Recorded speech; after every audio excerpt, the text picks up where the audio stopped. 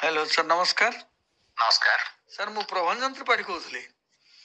कहतु सर आज नवरंगपुर जिले में सर गरीब निसहाय लोक मान जो प्रकार कार्यक्रम है सर सीटी स्कैन है सर आपको नहीं कौन कह आपणकर माने जो प्रचेषा अच्छी नवरंगपुर जिला मान्यवर जिलापाल कमल लोचन मिश्र आज पर्यंत जहाँ भी कर सर नवरंगपुर जिला सते कि जड़े नवरंगपुर जिलार अधिवासी आ नवरंगपुर जिला बहुत किसी डॉक्टर कमल लोचन मिश्र सर आप कौन कहे सर आप निजे गोटे कलेक्टर हिसाब से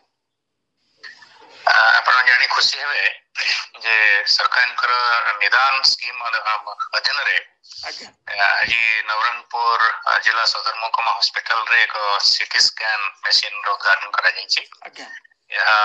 द्वारा नवरंगपुर जिलार जो रोगी माने विशेष भाव उपकृत हो पारिबे। प्रतिदिन एठारे हमर रोगी मानकर स्कैनिंग करा जाय 3 रु 4-5 घंटा मध्य से रिपोर्ट दिया जाय परिबो एवं यही संस्था ये जो हमर सीटी स्कैन व्यवस्था पब्लिक प्राइवेट पार्टनरशिप मोड रे करा जाउछि। तेणु हमर गोटे स्पंदन मिली गोटे संस्था से कार्य से माने से दायित्व नै छथि तांकर टेक्नीशियंस माने एटी को चलेबे एवं सबुठार बड़ कथा होछि एही चिकित्सा एही जो स्कैनिंग सब पूरा फ्री रे निःशुल्क सेवा हमको जगी दिया जिवो।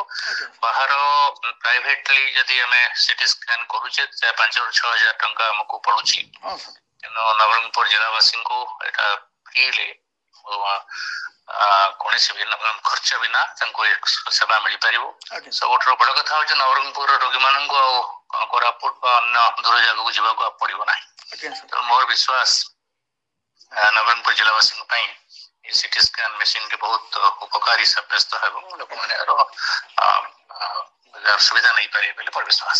सर मुझे भवानी पाटना थी सर जड़े इच्छुक प्राप्ति प्रार्थी कही से रोगी सर डॉक्टर कमल लोचन मिश्र आज खोली सीटी स्कैन कौन आमको सुविधा हम कि सेठी सीधा सड़क जाइकी आमे सीटी स्कैन कराई पारिबु सर बाहर जिला किसी सुविधा अच्छी ना केवल नवरंगपुर जिला सर नहीं नहीं किछ नहीं सेटा ओडिशा सरकारनकर एटा कार्यक्रम एतरे ओडिशा रे जेकोनस लोक चिकित्सित होई परिबे किछ असुविधा नहीं।